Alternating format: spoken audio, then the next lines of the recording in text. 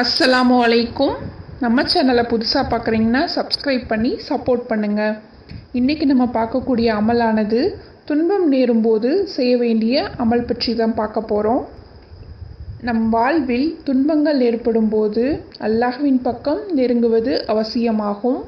நாம் செய்யக்கூடிய நல்ல அமல்கள் நம்மளுடைய துன்பங்காலத்தில் அதை விட்டு விலகுவதற்காக உதவுகின்றது.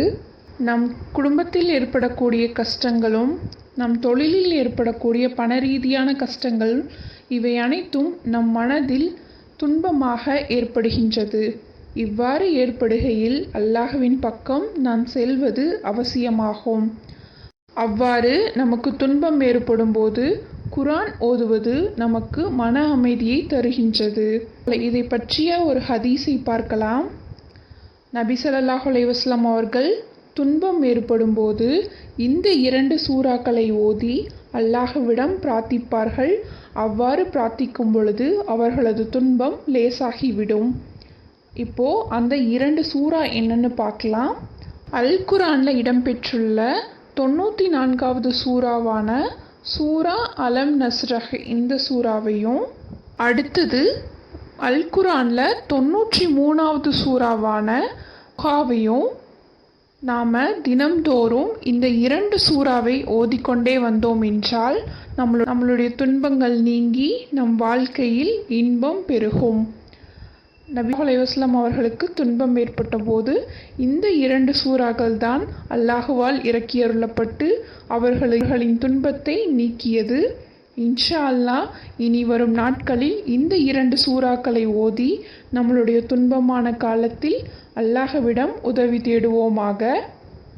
துன்பம் காலத்தில் செய்யக்கூடிய முதல் அமலாகும்.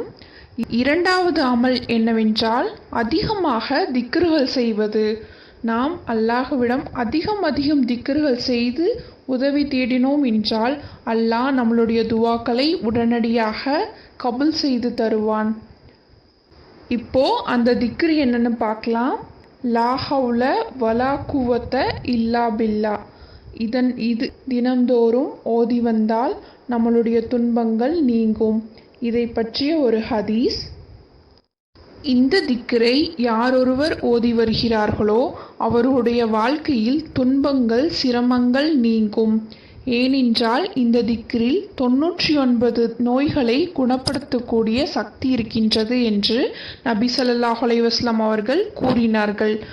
அதனால் இந்த திக்ரை நாம் அதிகம் ஓதி நம்மளுடைய கஷ்டங்கள் நீங்குவதற்காக அல்லாஹ்விடம் துஆ செய்வோமாக. இந்த வீடியோ அனைவருக்கும் பயனுள்ளதாக அமையட்டும். இந்த வீடியோ பிடித்திருந்தால் லைக் செய்து நம்ம சேனலை சப்ஸ்கிரைப் பண்ணுங்கள். அஸ்ஸலாமு அலைக்கும்.